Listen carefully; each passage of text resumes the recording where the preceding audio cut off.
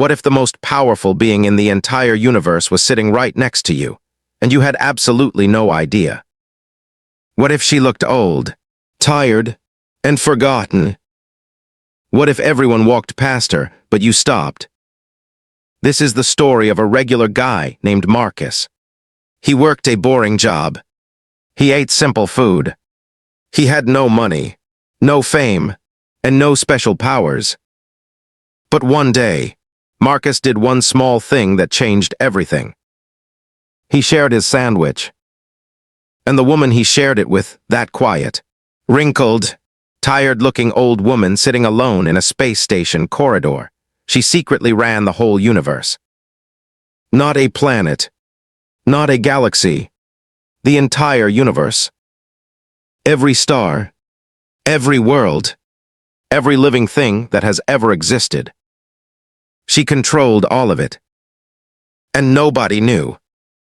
In this story, you will discover why the most powerful being alive chose to look weak. You will find out what she was truly testing. And you will see how one simple act of kindness unlocked something nobody in the cosmos had ever seen before. Let me show you exactly how this happened. The space station was called Meridian Cross. It floated quietly between two star systems, somewhere at the edge of explored space. It was not a famous station. It was not beautiful or grand. It was the kind of place where travelers stopped to rest, workers came to fix engines, and tired people sat in long corridors waiting for their next transport. Marcus Webb had worked at Meridian Cross for 3 years. He was 26 years old, medium height, dark hair that was always a little messy. He wore the same blue mechanic jumpsuit every single day because the station only gave him 2 of them, and the second one had a torn sleeve he never got around to fixing. His job was simple. He repaired cargo loaders in Bay 7, big metal machines that moved heavy shipping containers from one part of the station to another. The work was loud, greasy, and repetitive. He woke up, ate, worked, slept, and did it all again the next day. Marcus did not hate his life, but he did not love it either. He was just living, getting through each day, sending a small part of his paycheck back to his mother on Earth, saving a little, dreaming sometimes about something bigger, but never quite believing it would come.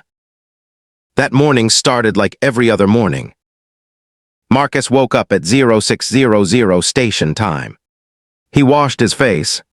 He went to the small food dispensary on level 3 and got his standard meal pack, 1 wrapped sandwich, a small container of juice, and 2 protein cubes that tasted like cardboard. He sat down at his usual spot, near the large observation window at the end of Corridor 7. He liked that spot because you could see the stars clearly from there. The corridor was usually quiet at that hour. Most workers were already heading to their bays. Most travelers were still asleep. He unwrapped his sandwich and looked out at the stars. That was when he saw her. She was sitting on the floor, not on a bench, not leaning against the wall in a comfortable way. She was sitting directly on the cold metal floor of the corridor, her back pressed against the wall panel near the maintenance hatch. Her knees were pulled slightly toward her chest. Her hands rested in her lap. She looked old, very old.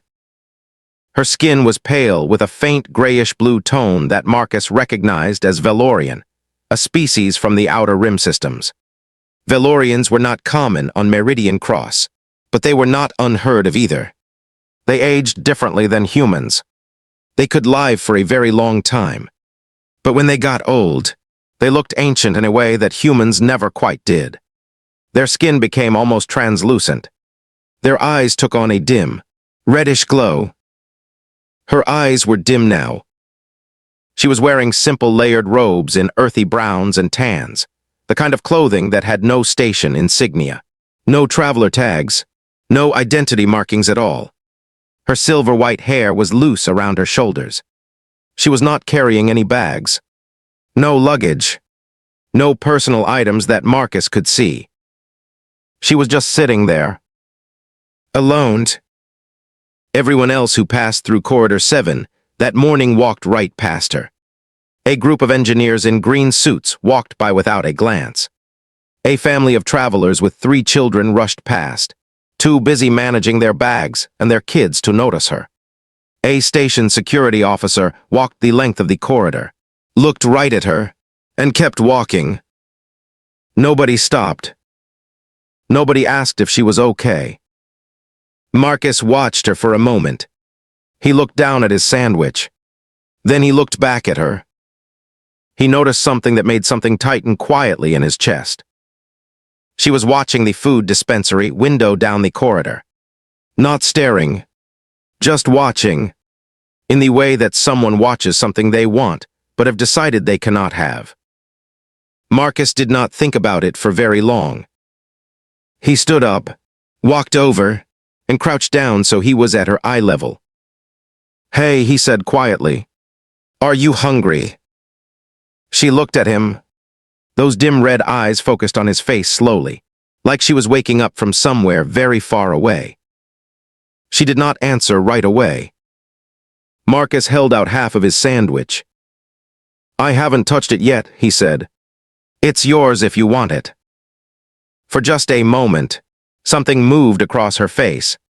Something very small and very hard to describe. Not quite surprise. Not quite emotion. Something older than both of those things. She reached out and took it. "Thank you," she said. Her voice was soft, quieter than he expected, calm in a way that felt almost out of place in the noisy hum of the station corridor. Marcus sat down on the floor beside her. He did not go back to his bench. He did not check his work schedule. He just sat down next to the old woman on the cold metal floor and ate the other half of his sandwich, while they both looked out at the stars through the corridor window. Neither of them spoke for a while. And neither of them knew, at least. Marcus certainly did not know that this small, quiet moment was being watched by something far greater than either of them could have imagined. Her name was Elara. That was what she told him when he asked, about 10 minutes after they had both finished eating. He had asked simply, naturally, the way you ask someone their name when you have been sitting beside them long enough that not asking starts to feel strange. Elara, she repeated, as if trying to remember how the word felt in her mouth. "That's a beautiful name," Marcus said. She looked at him with those dim red eyes. "You say that without knowing what it means." "Does it matter what it means?" he asked. She was quiet for a moment. Then, very quietly, she said, "Most people think it does." Marcus shrugged. "I think names are just sounds until the person wearing them gives them meaning." Elara looked at him for a long time after that. Not in a strange way. In a thinking way. Like she was measuring something she had not expected to find. Marcus did not notice. He was looking at the stars. Over the next hour, they talked. Not about big things at first. Marcus told her about Bay 7, about the cargo loaders, about how the machine in Slot 4 had been making a grinding sound for 2 weeks, and his supervisor kept ignoring the repair request. Elara listened. She asked small questions. She seemed genuinely interested, which surprised Marcus because nobody was ever genuinely interested in cargo loaders. He asked her where she was from. She said the Outer Rim. He asked where she was going. She paused before answering. "I am not sure yet," she said. "I am still deciding." That answer struck Marcus as a little unusual, but he did not push. People on stations like this often had complicated situations. He had learned early on not to ask too many questions about where people were going or where they had been. "Well," he said, "if you need somewhere to sit while you decide, this spot has pretty good star viewing." She almost smiled. Not quite, but almost. Marcus had to leave for his shift 20 minutes later. He stood up, stretched his back, and looked down at her. "Will you be okay?" he asked. I have been okay for a very long time, she said. He did not fully understand that answer. He nodded anyway. There's another food dispensary on level 5 if you need it. The card readers are slower up there, but they usually have warm food by midday. He started to walk away. Marcus, she said. He turned. He was surprised she remembered his name. He had only mentioned it once, briefly, near the beginning of their conversation. Why did you stop? She asked. Everyone else walked past.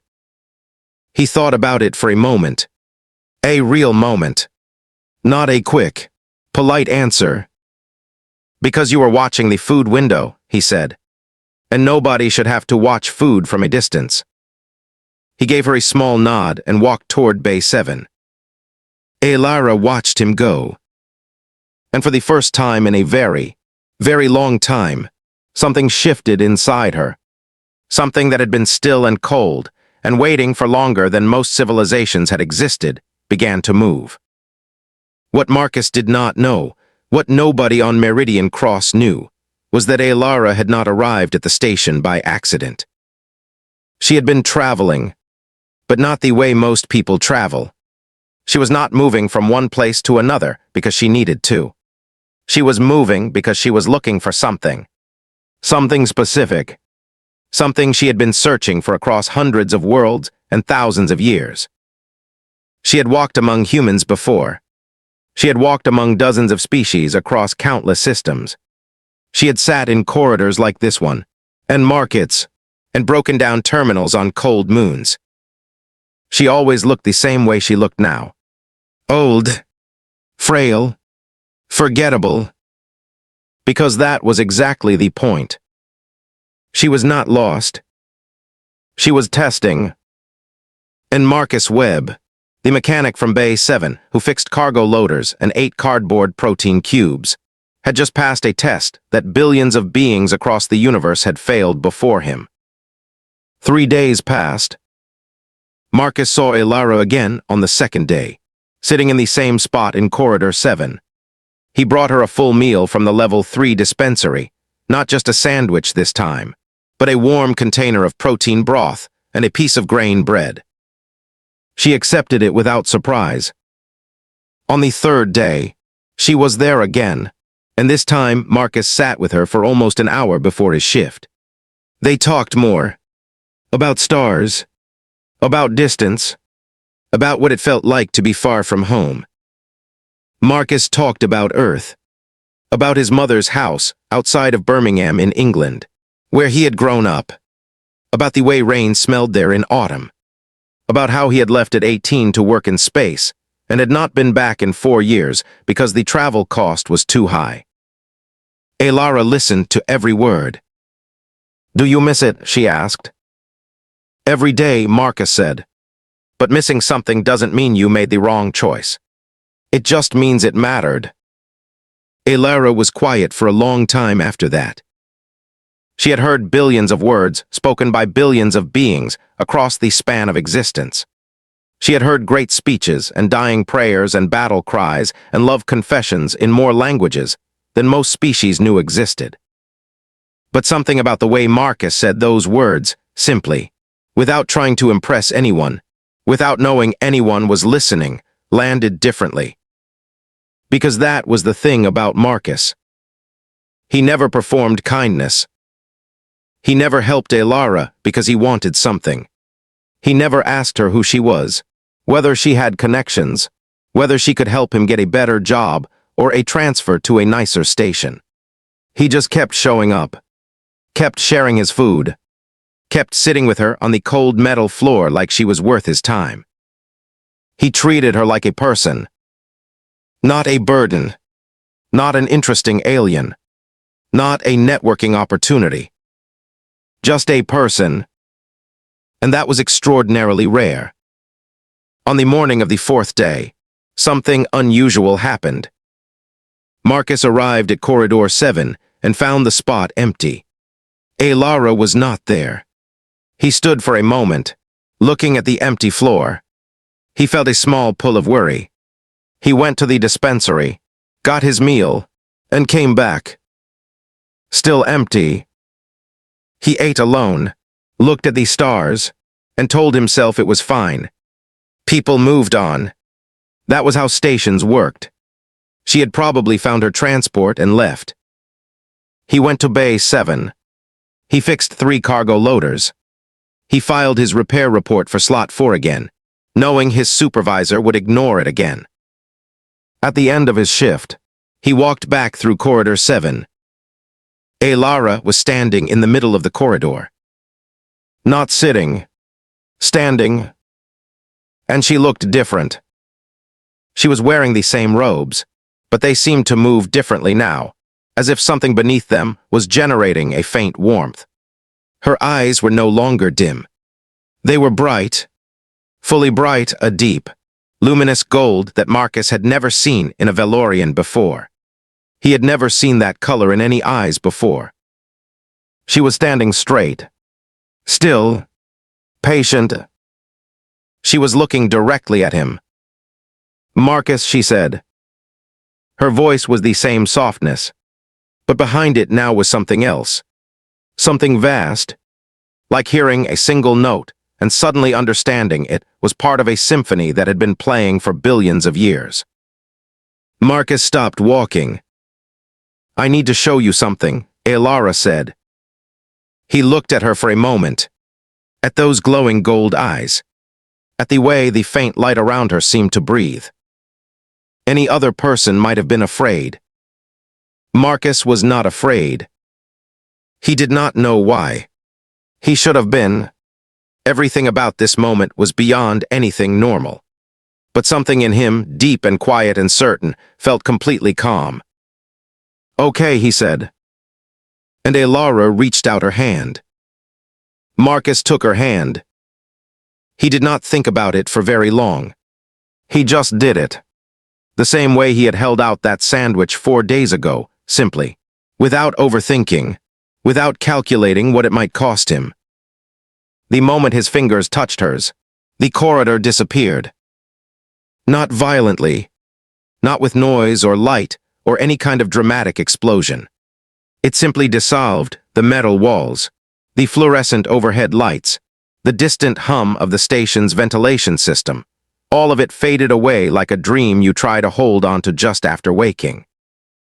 And then Marcus was somewhere else. He was standing on nothing. Or rather, he was standing on something he could not see, something invisible and solid beneath his feet. Around him, in every direction, was space, but not empty space. Not the black between stars that he could see from the corridor window. This was alive. Every direction he looked, galaxies were moving. Not the slow, almost imperceptible drift of astronomical objects across millennia, but actively, visibly moving, spiraling, breathing, connecting to one another in webs of light that stretched across distances. Marcus had no framework to measure. Nebulas bloomed and collapsed and reformed. Stars were being born in clusters of orange and white. In the distance, impossibly far and somehow perfectly clear at the same time, a universe was folding into itself and unfolding again like a living thing drawing breath. Marcus stood in the middle of all of it. He could not speak. Lara stood beside him, but she did not look the same anymore. She was still herself, still the same face, the same silver hair, the same quiet presence. But she was also something more now. Something that existed at a scale his mind was struggling to hold. When he looked at her, he understood instinctively that what he was seeing was only a fraction of what was actually there. Like looking at a single thread and knowing it was connected to a fabric that covered everything. "What is this?" Marcus finally managed to say. "This is what I am responsible for," Lara said simply. Marcus turned slowly, looking at the living universe around him. "All of it," he said. "All of it," she said. "Every star system, every planet with life, every species that has ever looked up at the sky and wondered if they were alone, every civilization that rose and fell, every small act of goodness in every corner of existence. Marcus looked at her. "Why are you showing me this?" "Because," she said, "you deserve to understand what you did." She turned to face him fully, and her golden eyes held something ancient and warm. "I have walked among the intelligent species of this universe for longer than most of your civilizations have had language. I have done this regularly throughout history. I take on a form that appears helpless. I place myself in situations where the choice to help is clear, but the reward is invisible. And I watch." Marcus was quiet. "Most beings walk past," she continued, "not because they are evil, because they are busy, or afraid, or uncertain. Some stop briefly, then move on. Some help because they think someone is watching. Some help because they want recognition." She paused. "Very few help the way you helped. Quietly, repeatedly, without ever asking who I was or what I could give you. You sat on the floor with me, Marcus. You shared your food. You told me about Birmingham and your mother, and the way rain smells in autumn. You treated me like I was worth your time, not because of what I was, but simply because I was there." Marcus felt something pressing quietly behind his eyes. "I was just being decent," he said softly. "Yes," Alara said. "You were. And you have no idea how extraordinary that is." The galaxies turned around them. Stars drifted in their slow, ancient spirals. Somewhere in the vast, bright darkness, a new world was forming from a cloud of gas and dust. "So what happens now?" Marcus asked. Alara looked at him for a long moment. "Now," she said, "I give you a choice." Marcus stood in the living light of the universe and waited. He could feel everything around him. Not physically, not the way you feel wind or heat, but in some deeper way, the way you feel the presence of something enormous before you fully understand what it is. Every galaxy turning, every star breathing, every small world spinning quietly on its axis, carrying its billions of lives, none of them knowing that the being who held everything together was standing here, right now, offering a choice to a mechanic from Birmingham who fixed cargo loaders for a living. "What choice?" Marcus asked. Alara spoke carefully. "I am old," she said. "Not tired, not weak. But there is a point in the existence of even the oldest beings when continuation requires passing something forward. Not everything, not my full responsibility, but a part of it, a thread of awareness, a connection to what I am, to what this universe needs in order to remain in balance." She paused. "I have been looking for the right person for a very long time. I have visited thousands of worlds, sat in hundreds of thousands of corridors, markets, broken terminals, and quiet spaces. I have held this form and watched how beings respond to what they perceive as weakness." "And you never found anyone," Marcus said. "I found many who were good," she said. "Many who were kind in ways that genuinely moved me. But goodness that knows it is being tested is different from goodness that has never considered the possibility of a reward. What I need, what the universe needs, is someone who is good simply because they are." She looked at him steadily. "You are that person, Marcus." Marcus was quiet for a long time. He thought about Bay 7, about the grinding sound in cargo loader slot 4 that nobody would fix, about his 2 jumpsuits and the torn sleeve, about the small amount of money he sent home every month, about his mother's house in Birmingham and the smell of autumn rain on old stone streets. He thought about the morning he had seen Alara sitting on the floor of Corridor 7. He had not thought about cosmic destiny or universal balance. He had not thought about reward or recognition or what someone might do for him in return. He had just seen an old woman watching the food window. And he had felt something very simple. Nobody should have to watch food from a distance. "What would it mean?" Marcus asked. "If I said yes?" What would actually change? You would not become me, Alara said. You would not run the universe the way I do. You would not lose yourself or your life. You would remain Marcus Webb. But you would carry a small part of what I carry, an awareness. A sensitivity to moments in the universe when kindness is needed, and no one is providing it. You would feel them the way you felt me that morning. And you would have the ability to act, not with power, not with force, but with presence. The same presence you already have. Marcus looked out at the galaxies turning around them. So I'd still fix cargo loaders, he said. Alara almost smiled. A real smile this time. If you choose to. Yes. Marcus thought about it one more time. Not for very long. Okay, he said. Yes. Alara closed her eyes. The light around her shifted.